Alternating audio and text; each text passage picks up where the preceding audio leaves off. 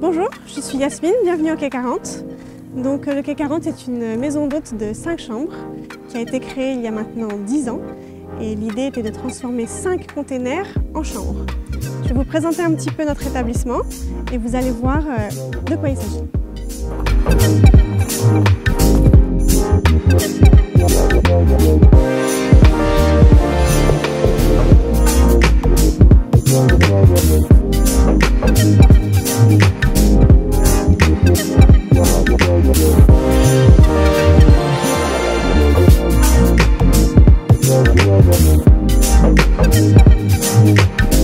Le projet du Quai 40 est né avec l'envie de créer une maison d'hôtes. Une maison d'hôtes parce qu'en Côte d'Ivoire, il y avait encore peu de réceptifs hôteliers, il y a une dizaine d'années, des réceptifs hôteliers originaux.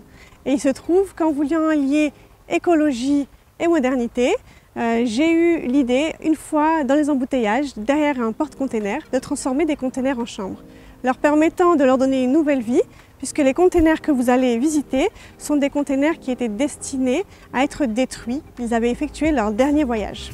Alors, il a tout d'abord fallu aller les acheter au port, donc c'était la première étape, convaincre des transitaires de nous vendre des containers dernier voyage pour les transformer ici en chambre. Les faire livrer ici a été relativement facile, mais ce qui a été beaucoup plus difficile, c'est les transformer, puisqu'on a récupéré des containers plutôt abîmés et sur le terrain, on a dû faire l'intégralité des travaux, les transformer, les sabler, faire les ouvertures et donc tout ce travail a nécessité 9 mois. C'est comme un petit bébé, on a eu 9 mois pour transformer tous ces containers sur place. Une fois qu'ils ont été transformés, on a dû au fur et à mesure les placer un par un pour qu'ils puissent remplir l'espace du Quai 40. Il est vrai que nous avons choisi de les disposer en quinconce parce que l'idée était à la fois qu'on puisse voir les containers, mais aussi que ces containers donnent une certaine intimité à chacun des locataires. Donc ils sont disposés de cette manière-là et aujourd'hui on est assez satisfait de ce résultat.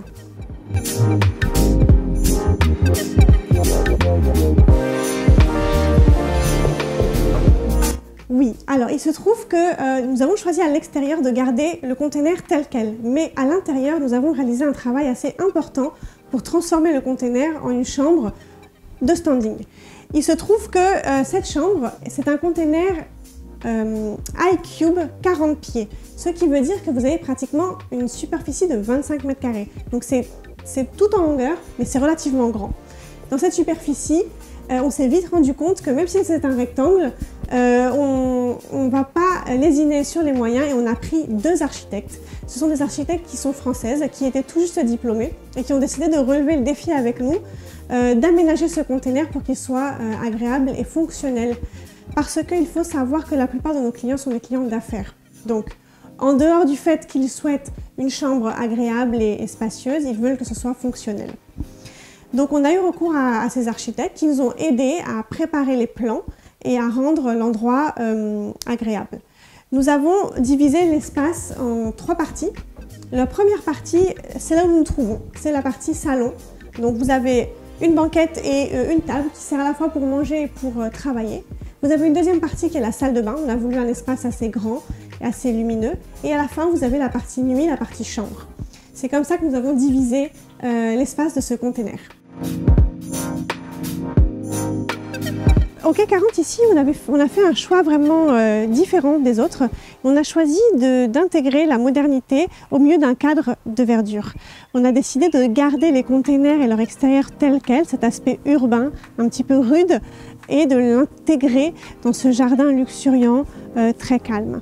Nos clients sont très contents de pouvoir rentrer le soir et de bénéficier de ce grand jardin avec ce calme. On entend les oiseaux le matin et vraiment c'est quelque chose de très agréable pour eux. L'idée c'était vraiment de chercher à ce que le container qui représente un petit peu notre vie urbaine, notre vie difficile, notre vie rude avec le bruit et ces angles très droits viennent être je dirais allégé par ce jardin qui est calme, luxuriant et très verdoyant. Alors j'ai envie de vous raconter une anecdote sur le quai 40. Ce sont le nom des chambres. Le nom des chambres, nous avons eu la chance, lorsque j'ai acheté les containers, de pouvoir avoir le tracking. Ça nous a permis de connaître le dernier port d'attache dans lequel le container avait fait une halte avant de terminer sa vie à Abidjan. Et donc nous avons des noms de chambres assez originaux puisque nous avons Charleston aux États-Unis, Las Palmas en Espagne et plein d'autres noms qui nous font autant voyager que les containers l'ont fait.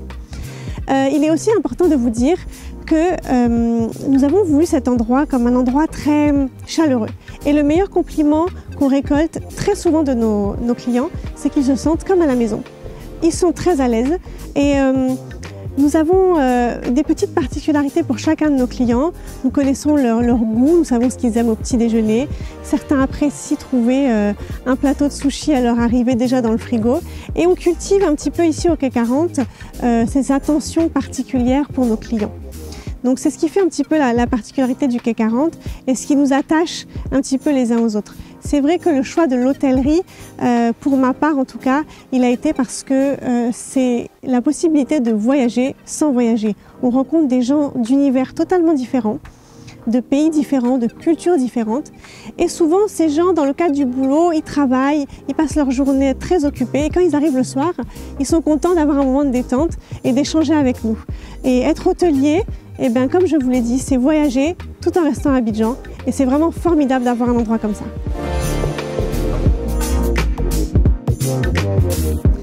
Alors, il est vrai que dans le quai 40, il y avait vraiment une volonté d'avoir un hôtel écolo, d'être à fond dans l'écologie.